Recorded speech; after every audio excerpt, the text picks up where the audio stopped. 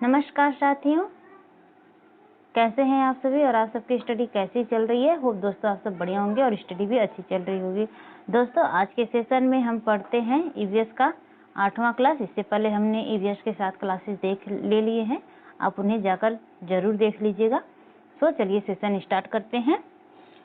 First of all हम देखते हैं रेगिस्तानी ओक। रेगिस्तानी ओक क्या होता है?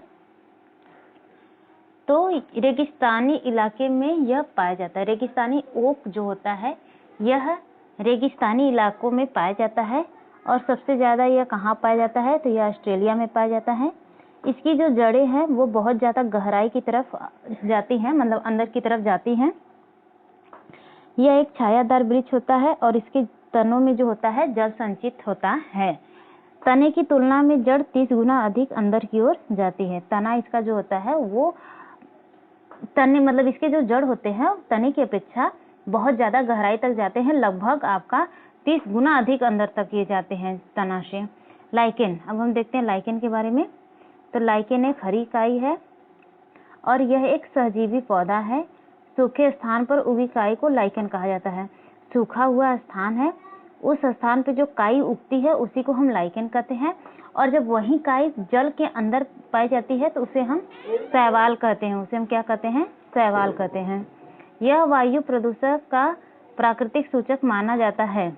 काई को हम वायु प्रदूषण का सूचक मानते हैं, मतलब उसको देखकर हम पता लगा लेते हैं वह एक वायु प्रदूषण है। लाइकेन सल्फर डाइऑक्साइड के प्रति संवेदनशील होता है। लाइकेन जो होता है वह सल्फर डाइऑक्साइड के प्रति संवेदनशील होता है। इस मात्रा बढ़ेगी, जब लाइकेन की मात्रा बढ़ती है या काई की मात्रा बढ़ती है तो लाइकेन मुरझाने लगता है। घटपड़ी पौधा क्या होता है? घटपड़ी पौधा यह एक शिकारी पौधा है। यह कैसा पौधा है? तो घटपड़ी पौधा एक शिकारी पौधा है। यह ऑस्ट्रेलिया, इंडोनेशिया और भारत के मेघालय क्षेत्रों में ज़्यादा से ज़्यादा पाया जाता है। घटपड़ी पौधा वहाँ उगता है जहाँ पे मृदा में नाइट्रोजन की कमी पाई जाती है। जिस मृदा में नाइट्रोजन की कमी पाई जाती है वहाँ पे घटपड़ी पौधा पाया जाता है और इसमें विशेष खुशबू होती है। यह कीड़े मकोड़े, चूहे, मेढक और छोटे जीवों को आकर्षित करता है और उनको खाता है। यह घड़े के आकार का एक पौधा होता है। यह उत्पादक वर्ग का जीव होता है। यह किस वर्ग का जीव होता है? तो उत्पादक वर्ग का जीव होता है। अब कुछ पॉइंट अम्ल वर्षा के बारे में देखते हैं। अम्ल वर्षा क्या है? तो सल्फर डाइऑक्साइड और जलवाष्प मिलकर सल्फ्यूरिक अम्ल बनाते हैं। अम्ल वर्षा में सल्फ्यूरिक अम्ल और नाइट्रिक अम्ल के मिश्रण को ही हम अम्ल वर्षा कहते हैं। सल्फ्यूरिक और नाइट्रिक अम्ल के मिश्रण को ही हम अम्ल वर्षा कहते हैं। अब सल्फ्यूरिक अम्ल कैसे बनता है? तो सल्फर डाइऑक्साइड और जलवाष्प मिलकर सल्फ्यूरिक अम्ल बनाते हैं। नाइट्रिक अम्ल नाइट्रोजन की ऑक्साइड और जलवाष्प मिलकर नाइट्रिक अम्ल बनाते हैं। कुछ पॉइंट और है उसको देखते हैं। तो अमृता देवी बिश्नोई ने इस आंदोलन में वृक्षों की रक्षा के लिए जान दे दिया।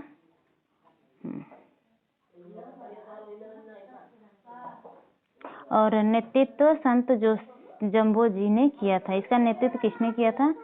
संत जम्बोजी ने किया था। वृक्ष बचाने के लिए बिश्नोई आंदोलन चलाया गया था। बिश्नोई आंदोलन क्यों चलाया गया था? तो यह वृक्ष बचाने के लिए चलाया गया था और इसका जो आंदोलन करता थी तो उसमें अमृता देवी बिश्नोई थी। यह मध्यकाल में घटना घटती थी। राजस्थान के खजड़ली नामक स्थान पे यह घटना हुई थी। इसकी फली से जो होता है सब्जी तैयार किया जाता है और इसकी जो छाल होती है उससे हम दवा बनाते हैं या दवा तैयार करते हैं। इसकी लकड़ी लंबे समय तक कोई कीड़े मकोड़े नहीं लगते हैं। इसकी लकड़ी में कोई भी लंबे समय तक कीड़े मकोड़े नहीं लगते हैं। इस वृक्ष की जड़ें पानी की तलाश में अधिक गहराई तक चली जाती हैं। अब देखते हैं क्रोटन के बारे में। क्रोटन क्या है? तो क्रोटन एक जल सिंचक संकेती पौधा है। क्रोटन क्या है? तो क्रोटन एक जल सिंचक संकेती पौधा है। पीपल एक छायादार वृक्ष है। इसकी जड़ें दूर दूर तक फैली होती हैं। बोधि वृक्ष है। महात्मा गांधी ने इसके नीचे ज्ञान प्राप्त किया था। पीपल के वृक्ष को हम बोधि वृक्ष के नाम से भी जानते हैं और महात्मा बुद्ध ने इसके नीचे ज्ञान प्राप्त किया था। हिंदू धर्म में इस वृक्ष की पूजा की जाती है। हिंदू धर्म में पीपल वृक्ष की पूजा की जाती है और यह एक ऐसा वृक्ष है जो 24 घंटा ऑक्सीजन देता है। यह एक ऐसा वृक्ष है जो 24 घंटा ऑक्सीजन देता है। जेट्रोफा, जेट्रोफा ऑस्ट्रेलियाई मूल का पौधा है। जेट्रोफा किस मूल का पौधा है? तो ऑस्ट्रेलियाई मूल का पौधा है। इससे बायोडीजल बनता है या तैयार किया जाता है। 20 से 30% डीजल या फली द्वारा बनता है। बरगद, बरगद एक विशाल छायादार वृक्ष है। बरगद वृक्ष की शाखा दूर दूर तक फैली होती है। बरगद की जो शाखा है वह दूर दूर तक फैली होती है। इनकी शाखाओं से जड़ें लटकती हैं। इनकी शाखा से जो है जड़ें लटकती हैं। स्तंभ जड़, इसी को हम स्तंभ जड़ कहते हैं।